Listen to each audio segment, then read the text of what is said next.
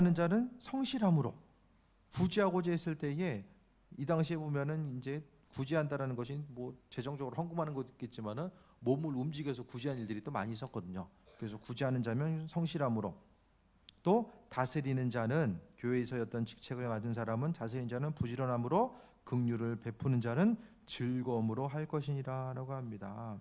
그러니까 결국 6절에서 8절 가운데 예언과 섬기는 것과 가르치는 일, 위로하고 구제하고 다스리고 긍휼이 있는데, 이거 두 개 자체를 처음 시작 자체는 바로 하나님께서 주신 은혜대로라고 나와 있죠. 출발 자체는 주님께서 주신 은혜대로.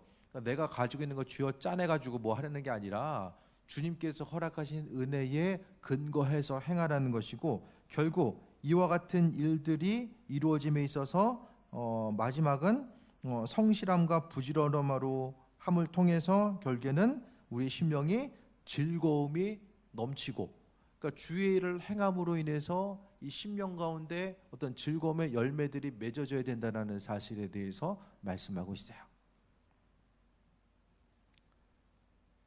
좀 어려우십니까? 좀 이해가 되세요?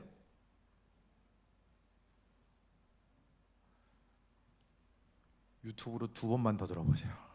그러면 확실히 이해가 되실 거예요. 저도 똑같은 강의 이렇게 녹음해서 자주 듣거든요. 그럼 듣다 보면은 이게 이 말이었었구나, 이게 좀 이해가 돼요. 제가 어렵게 설교하는 게 아니라 말씀이 어려운 거예요. 로마서 말씀이. 네. 이게 12장 1절부터 8절까지 너무 깊은 의미성이 담겨져 있습니다. 다시 한 번만 정리합니다. 우리 몸을 거룩한 산제물로 드리기 위해서는 우리의 삶의 일상생활 자체가 하나님의 영광과 연결이 돼 있어야 되고, 우리를 산제물로 드린다는 것은 나와 연결된 모든 것들이 하나님과 연결이 되어 있어야 된다는 거예요. 또 주를 위해서 살아가는 것, 하나님의 영광을 위해 살아가는 것.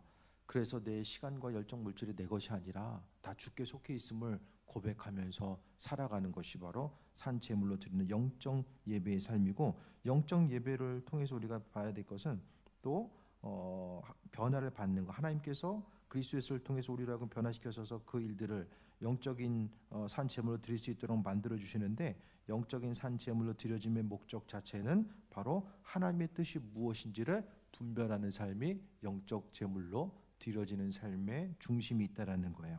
그래서 하나님의 뜻을 분별하는 삶, 그러니까 주님의 일에 쓰임 받고자 하는 사람은 가장 관심을 기울여야 되고 중심을 둬야 될 것이 바로 하나님의 뜻 자체가 무엇일까, 거기에 항상 중심을 둬야 돼요. 거기에 중심을 둬야지만 하나님의 선하신 뜻이 무엇인지를 분별해 알 수 있거든요.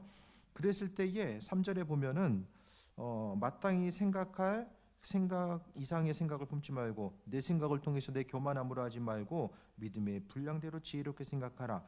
하나님께서 허락하신 그분의 뜻을 분별하고자 했을 때에 하나님께서 허락하시는 바로 지혜와 은혜가 있는데, 그것을 통해서 모든 일들을 행하라고 말씀하고 있습니다. 그러면서 4절부터는 교회가 어떤 곳이냐, 우리는 한 몸에 많은 지체를 가졌다라고 이야기해요. 교회 공동체 한 사람 한 사람은 육적으로는 떨어져 있는 것 같아도 영적으로는 하나입니다. 영적으로는 하나입니다. 그래서 어떻게 생각하면 영적으로 교회가 고생하면 다 고생하는 거고, 하나님께서 허락하신 소중한 통로가 되면은 그 은혜의 담비를 골고루 다 맞고 가는 거죠. 몸이 한쪽이 안 좋은데 다른 쪽이 뭐 고통을 안 느낄 수도 없고, 한쪽이 건강하면 다 이렇게 건강함으로 나아갈 수 있잖아요. 마찬가지의 또 원리입니다. 그래서 우리는 교회 공동체 가운데서 그리스도 안에서 한 몸이 되었기 때문에 우리는 주님께서 주신 은혜대로, 그러니까 주님께 집중하다 보니까 하나님의 선하신 뜻이 무엇인지 분별해 가다 보니까 하나님께서 우리에게 허락하신 은혜와 은사가 무엇인지를 6절에 나와 있는 것처럼 깨달아 알게 돼요. 그래서 우리에게 주신 은혜대로, 그 다음에 은사가 여러 가지인데, 예언하고 섬기고 가르치고 위로하고 구제하고 다스리고 긍휼을 베푸는 이 모든 것들을 기쁨과, 결국에는 이런 은사를 통해서 서로 섬기고 나누고 베풀고 가르침을 통하여서 하나님 은혜대로 우리가 성실함으로 부지런함으로 앞으로 나아가고자 했을 때에 결국 즐거움으로 할 것이니라라고 하는 것은 즐거움까지라도. 네? 그러니까 앞에 문맥을 통해서 보게 되면 즐거움을 하라는 것은 힘들고 어려운데 이를 악물고 그냥 열심히 해야지, 달려가야지, 그것을 이야기하는 것이 아니라 오늘 말씀을 통해서 주께서 즐거움으로 그 일들을 행할 수 있도록 우리의 삶을 이끌어 가신다. 어디 있을 때에 그리스도 안에 한 지체로서 주님의 생각과 인도하심이 있는 곳을 향해서 나아가고자 했을 때에, 주신 은사대로 쓰임 받고자 했을 때에 우리의 삶이 즐거움으로 열매 맺을 수 있도록 은혜로 베푸시고 인도하신다라는 것을 오늘 본문을 통해서 말씀하고 있습니다. 하나님의 사랑, 그 인도하심과 예비하심을 다시 한번 돌아보시고 믿음의 본질, 하나님의 백성으로서의 믿음의 본질이 무엇인지를 생각하며, 올 한 해도 정말 금방 같지 않아요? 미세먼지에다가 황사네 하다가 보니까 조금 지나니까 이제 엄청나게 더워지고, 조금 있으니까 이제 찬바람 들다가 엄청 추워졌잖아요.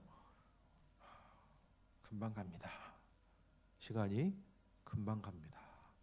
네. 길 가다가 오랜만에 본 분들 보면 세월의 흔적이 얼굴에 묻어 있잖아요. 그 세월이 우리 얼굴을 피해가는 게 아니라는 거예요. 그러니까 주님 만날 때가 점점 가까운다라는 사실에 대해서 우리가 다시 한번 돌아보며 하나님 보시기에 합한 자로서 온전한 삶을 가지고 나아가는 귀한 삶이 되시길 축원드립니다. 기도하겠습니다. 주님의 사랑에 감사합니다. 하나님의 사랑 가운데 세임하라 가시고 주님의 말씀이 우리 심령 가운데 능력되며 항상 하나님의 선하신 뜻과 인도하심 가운데 세임 얻고자 하오니 하나님 영육간의 강건함으로 도와주시고 예비하여 주옵소서. 풍성케 하신 하나님의 사랑과 인도하심을 바라봅니다. 우리 한 사람 한 사람 기억하시고 예비하여 주시며 하나님의 뜻 가운데 날마다 강건함 누리는 귀한 삶을 하나님 은혜 베풀어 주옵소서. 모든 것이 하나님의 은혜입니다. 믿음의 분량대로 우리를 사용하여 주시고 모든 일들을 주님께서 친히 행하실 줄 믿습니다. 우리의 삶을 통해서 하나님 영광 받으시옵소서. 감사드립니다. 예수님의 이름으로 기도했습니다. 아멘.